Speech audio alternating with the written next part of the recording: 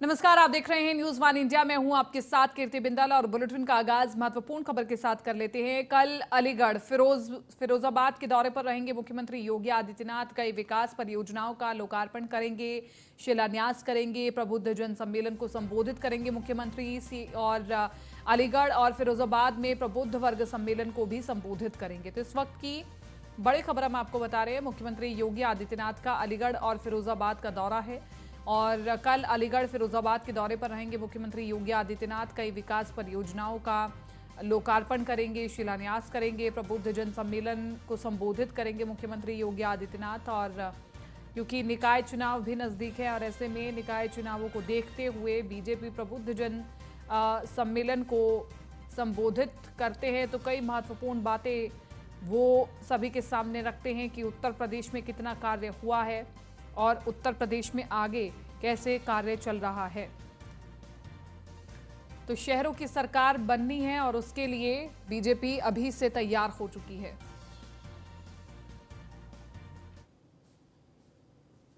तो मुख्यमंत्री योगी आदित्यनाथ ने वीरांगना रानी लक्ष्मीबाई की धरती को बड़ी सौगात देने के साथ ही प्रदेश सरकार की उपलब्धियों को गिनवाया। सीएम योगी आदित्यनाथ ने झांसी की लक्ष्मी व्यायाम मंदिर इंटर कॉलेज में बटन दबाकर जिले में 328 करोड़ की परियोजनाओं का लोकार्पण और शिलान्यास किया।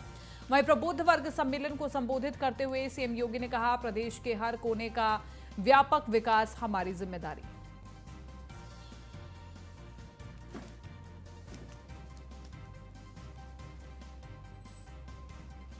तो मुख्यमंत्री योगी आदित्यनाथ ने अपने संबोधन में कई महत्वपूर्ण बातें कही।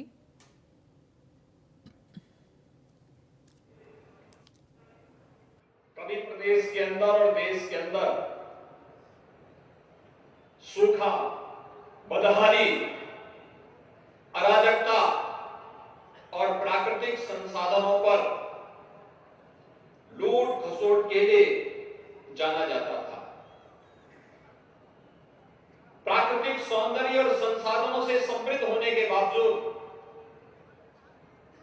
कुछ निहित स्वार्थी तत्वों के द्वारा बुंदेलखंड की तस्वीर बहुत खराब ढंग से प्रस्तुत किया जाता था। बुंदेलखंड को इससे उभारना है और वहां के विकास के लिए जो कुछ भी हो सकता हो वह करने की आवश्यकता है। और भाइयों बहनों, जब मैं पहले ही दौरे पे आया था बुंदेलखंड, तो बुंदेलखंड के लिए उस समय हम लोगों ने घोषणा की थी बुंदेलखंड एक्सप्रेसवे की।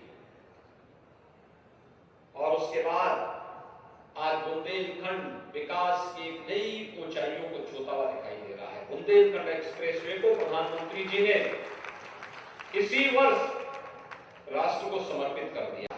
भारत सरकार ने जल जीवन मिशन को बनाया और उसके बाद आज की स्थिति यह है कि बुंदेलखंड के हर गांव और हर घर तक शुद्ध आरओ का पानी पहुंचाने के हम नजदीक पहुंच चुके हैं और बहुत शीघ्र बुंदेलखंड के हर घर में शुद्ध पेयजल की आपूर्ति हम लोग करेंगे।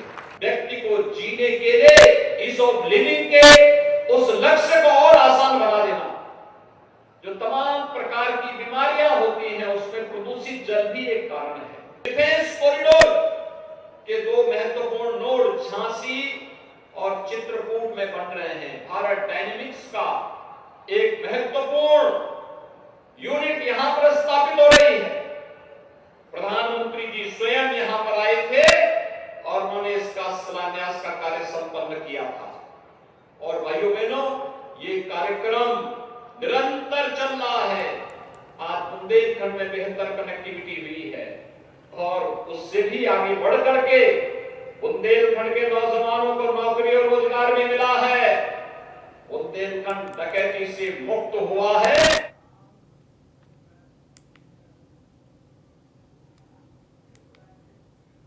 तो मुख्यमंत्री योगी आदित्यनाथ ने कहा कि उत्तर प्रदेश में जैसे विकास हो रहा है उसी तरह हम आगे बढ़ते रहेंगे। मुख्यमंत्री योगी आदित्यनाथ प्रयागराज में प्रबुद्ध जन सम्मेलन में शिरकत की और इस दौरान सीएम योगी ने प्रयागराज को 1295 करोड़ रुपए की लागत वाली 284 विभिन्न परियोजनाओं का लोकार्पण और शिलान्यास किया। प्रयागराज में आयोजित प्रबुद्ध जन सम्मेलन में मुख्यमंत्री योगी आदित्यनाथ ने अपना संबोधन दिया और कई बड़ी बातें कही। उन्होंने कहा कि विधानसभा चुनाव में आपने प्रयागराज से भारतीय जनता पार्टी को अपना जो समर्थन दिया, आज उसके परिणाम स्वरूप डबल इंजन की सरकार प्रदेश के अंदर फिर से कार्य कर रही है। सीएम ने कहा कि आज उसी का परिणाम है कि 1295 करोड़ रुपए की परियोजनाओं की सौगात देकर के आज ये मंच फिर से प्रयागराज के पास आया है।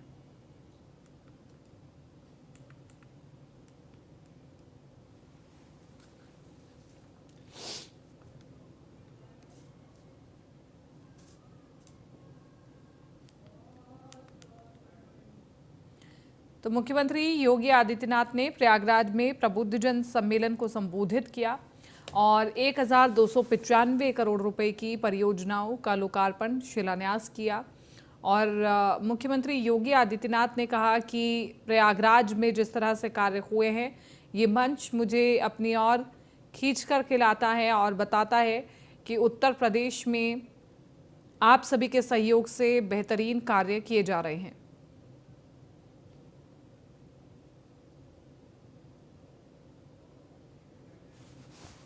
ये हमारा सौभाग्य है कि आदरणीय प्रधानमंत्री मोदी जी के नेतृत्व में, उनके मार्गदर्शन में अक्टूबर 2018 में प्रयागराज कुंभ के ठीक पहले प्रयागराज को उसका पुरातन नाम, पौराणिक नाम प्रदान करने का गौरव हमें प्राप्त हुआ है। इसके लिए मैं अपने सभी सहयोगी मंत्रियों, यहाँ के जनप्रतिनिधियों का हृदय से अभिनंदन करते हुए प्रयागराज के आप सभी प्रबुद्धजनों का मैं हृदय से आभार व्यक्त करता हूं। प्रयागराज को जितना भी करने वह कम ही है, क्योंकि मां गंगा और मां यमुना, मां सरस्वती का आशीर्वाद लेते हुए हनुमान जी का आशीर्वाद, द्वादश माधव का आशीर्वाद और स्वयं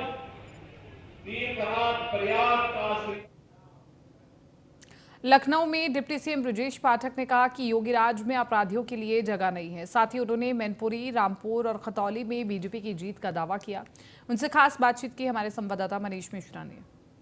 उत्तर प्रदेश में माफियाओं के खिलाफ जो अभियान जारी था, उसमें फिर से उत्तर प्रदेश का अगर आंकड़ा देखा जाए तो उत्तर प्रदेश नंबर 1 पे। हमारे साथ बात करने के कुछ मौजूद हैं उप मुख्यमंत्री ब्रजेश पाठक जी। एक बार फिर से माफियाओं के खिलाफ जो कार्रवाई आप लोग कर रहे थे, उसमें उत्तर प्रदेश नंबर 1 पे है। देखिए, उत्तर प्रदेश सरकार कानून का राज स्थापित करने के लिए प्रतिबद्ध है और उसी दिशा में हम काम कर रहे हैं। कोई कंप्रोमाइज़ नहीं है। हर स्थिति में हम अपराध और भ्रष्टाचार पर जीरो टॉलरेंस के तहत काम कर रहे हैं। जी, माघ मेले की तैयारी के लिए जा रहे हैं, मुख्यमंत्री भी जा रहे हैं, आप भी वहाँ पे जा रहे हैं, क्या तैयारी है, कैसे उसका? कुंभ मेले की तैयारी के लिए जा रहे हैं और इस बार पिछली बार से भी और अच्छा और सुंदर कुंभ होगा, अद्भुत नज़ारा होगा। एक आखिरी सवाल है, मैनपुरी में चाचा भतीजे एक है जहाँ अखिलेश यादव उपचुनाव में निकलते नहीं थे, अब हर जगह दिखाई दे रहे हैं। ये मैनपुरी, खतौली और रामपुर तीनों जगह बीजेपी जीतेगी। आदरणीय प्रधानमंत्री नरेंद्र मोदी जी की जो गरीब कल्याण योजनाएं जन जन तक पहुंची हैं और लाइन ऑर्डर आदरणीय योगी जी का सब लोग सराहना कर रहे हैं। हम सब चुनाव जीतेंगे। तो तीनों सीटों पे बीजेपी एक बार फिर से जीती। तीनों जगह। बहुत बहुत धन्यवाद। ये था हमारे साथ ब्रजेश पाठक जी बताए थे कि जनता का साथ हमारे साथ है और हम तीनों सीटों एक बार फिर से जीतते हुए जनता के हाथ में देते नजर आएंगे। कैमरामैन अमित सानी के साथ Manish Mishra, news India. UP में बीजेपी ने नगर निकाय चुनाव की तैयारी में जुटी कमजोर तबके को मजबूत करने में बीजेपी लगी हुई है। सपा की कोर वोट बैंक मुस्लिम समुदाय पर बीजेपी की नजर है। नगर निकाय चुनाव में बीजेपी पसमानदा मुस्लिम पर दाव लगा रही है। पसमानदा मुसलमानों को भागीदारी देने की कोशिश में बीजेपी जुटी हुई है। बीजेपी मुस्लिम बहुल इलाके में अपनी जड़ें मजबूत करने में जुटी हुई है। पसमानदा मुस्लिमों को पार्टी से जोड़ने की कोशिश में जुटी हुई है बीजेपी। तो पसमानदा मुस्लिम सम्मेलन मुस्लिम वोट बैंक पर नजर है और पसमानदा मुस्लिमों के साथ ओबीसी बूथ की बैठकें भी की जा रही हैं। तो उत्तर प्रदेश में नगर निकाय चुनाव का ये रण और इसमें बीजेपी पूरी तरह से कोशिश कर रही है कि वो सीटें जहां पर वो कभी जीती नहीं है या फिर जहां पर समाजवादी पार्टी का प्रभाव रहा है, उन सीटों को भी जीता जाए।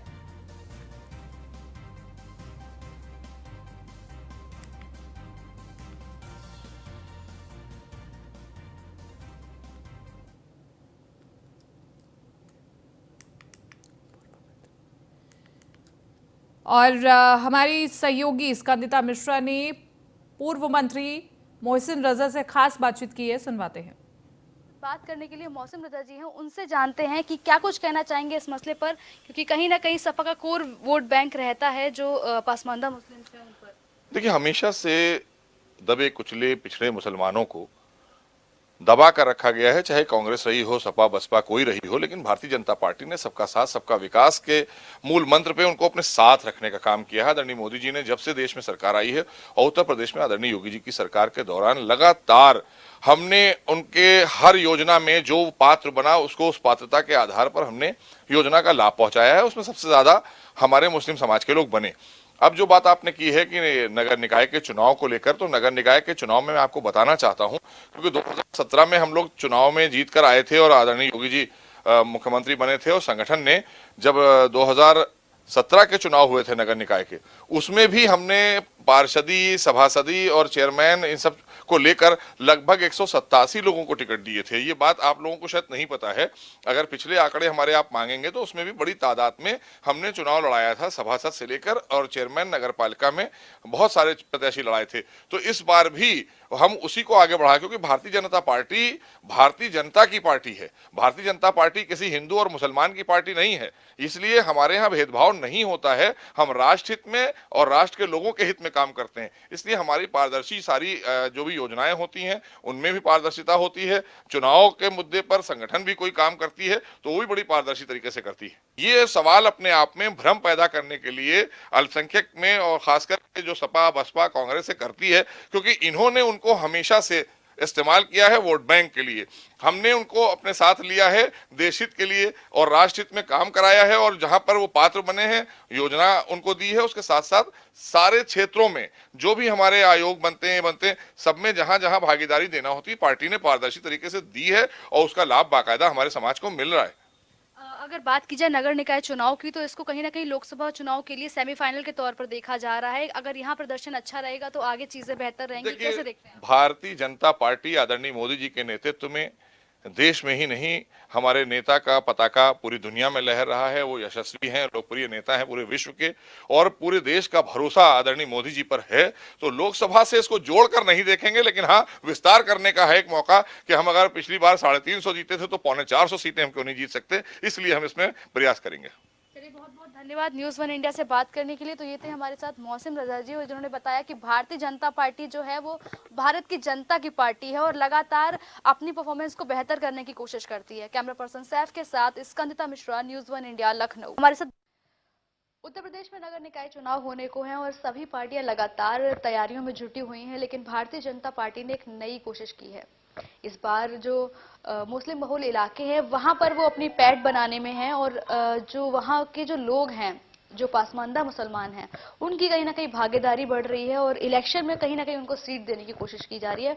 और इस बारे में बात करने के लिए हमारे साथ आज मौजूद हैं सपा प्रवक्ता चंचल यादव जी। आपसे जानना चाहेंगे, जिस तरीके से भारतीय जनता पार्टी की एक नई पहल है, पहले तो जानना चाहिए क्या सोच? देखिए, सबसे पहले तो मैं कहूंगा कि बीजेपी का काम हमेशा से डिवाइड एंड रूल का रहा है। अगर आप इनकी बीजेपी की अगर आप देखें, जो जहां से इनका स्टार्टअप हुआ, जहां से स्टार्ट हुई है पार्टी, अगर आप पहले भी जाएंगे तो ये हमेशा समाज को बांटने का काम करने वाले लोग रहे हैं। आज तक इनका कभी भी कोई ऐसा प्रोग्राम नहीं रहा होगा जो समाज को जोड़ने की बात करते हो। हमारे आदरणीय मुख्यमंत्री जी कई सारे मोर्चों पर अगर आपने देखा होगा, आप तो जोड़ने की बात कर रहे हैं ना, कह रहे हैं कि अल्पसंख्यक समाज के जो लोग हैं उनकी भागीदारी बढ़ेगी, उनके लिए नई नई योजनाएं लेके आ रहे हैं, और कह रहे हैं कि जो आप लोग, जो अपोजिशन हमेशा ये कहता है कि मुस्लिम विरोधी पार्टी है, तो अब तो ये चीज भी क्लियर हो जाएगी, वो नगर निकाय चुनाव में उनको सीट दे रहे हैं, उनको लड़ा रहे हैं।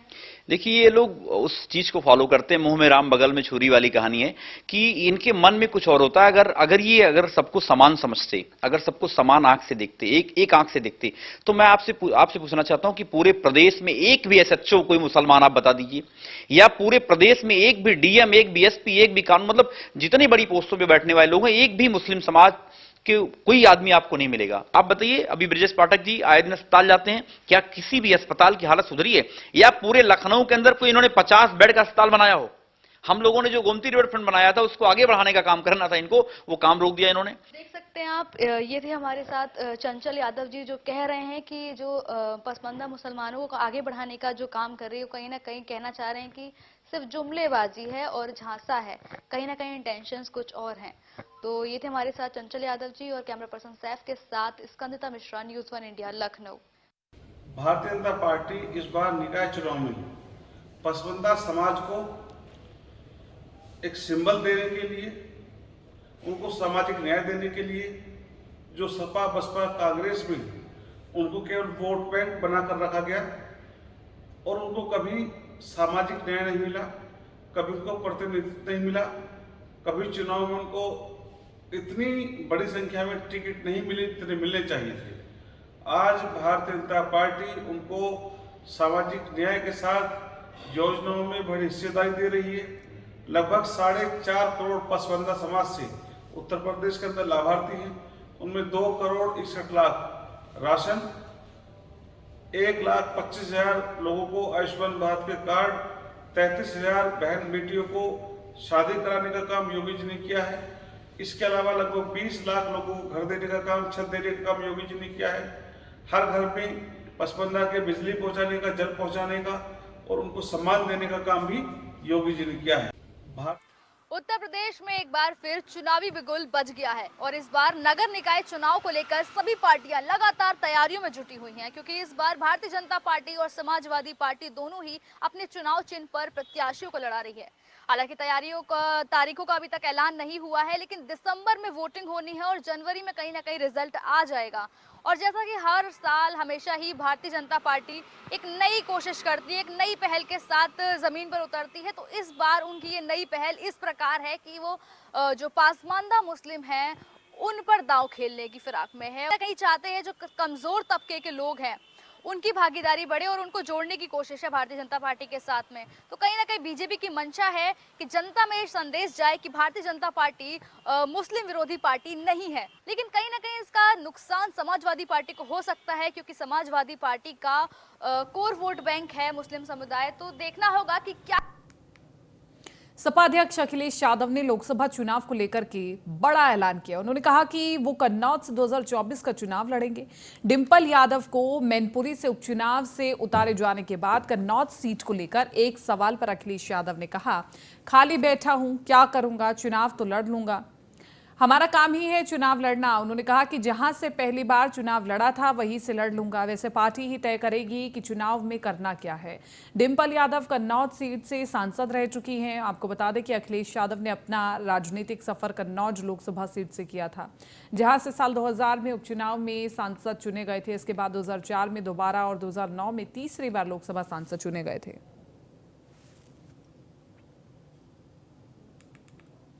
बैठिए घर।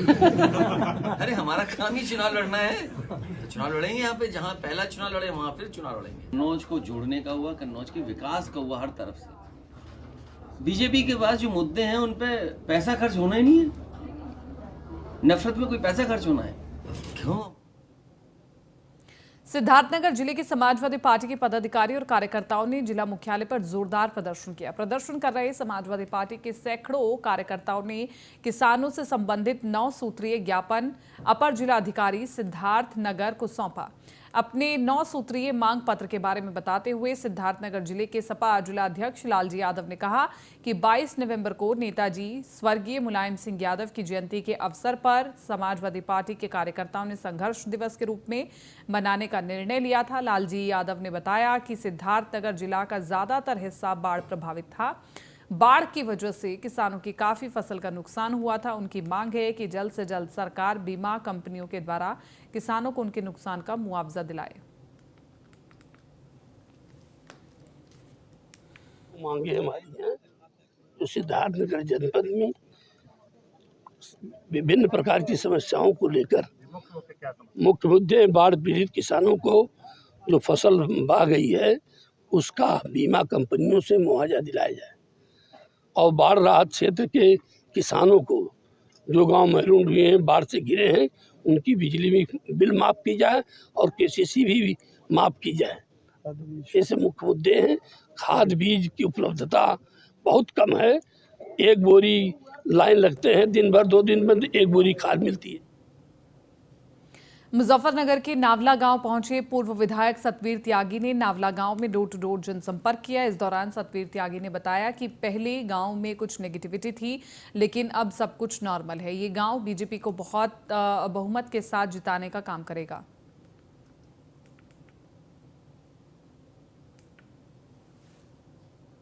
जो भी यहाँ आए थे और हमें शकरपुर पे पहले लगा दिया गया था चुनाव में, उसके बाद में हमें यहाँ बुला करके नावला जो हमारा शक्ति केंद्र है ये दिया गया है। यहाँ नावले में पहले कुछ थोड़ा सा निगेटिविटी थी, लेकिन जब से हम लोग यहाँ आए हैं तब से जो है परिवर्तन हुआ है, काफ़ी हद तक परिवर्तन हुआ है। और मुझे उम्मीद है कि अब लोग समझने लगे हैं कि नावले में पहले भी जो है 80% वोट यहाँ भाजपा को मिला है, और इस बार भी हमें उम्मीद है कि यहाँ 70-75% वोट, देखो मुस्लिमों की तो कहते नहीं, लेकिन बाकी हिंदुओं में जो है, हिंदुओं में तो हम 90% पे हम लोग रहेंगे। ये हम फिलहाल इस बुलेटिन में मेरे साथ इतना ही, लेकिन आप बने रहिए न्यूज़ 1 इंडिया के साथ।